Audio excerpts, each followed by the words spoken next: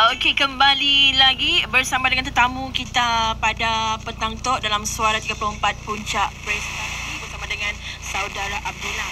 Okey, kita sambung lagi cerita kita tu kita nak tersentuh topik lebih besar lagi. Kedudukan seni persembahan pentas di Malaysia. Dan kita tahu teater di Malaysia tu sentiasa berkembang.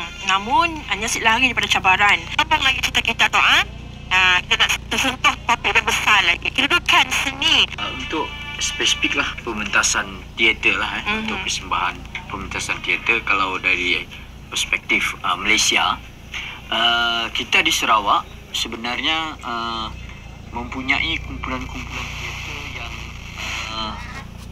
boleh kita katakan berkualiti, setanding dengan kumpulan-kumpulan teater di Semenanjung Malaysia, khususnya di KL. Dan saya kira tidak ada sebarang perbezaan yang boleh kita katakan berkualiti. Kuala Lumpur, aktivis-aktivis teater ini mudah mendapat pendedahan ataupun banyak pementasan-pementasan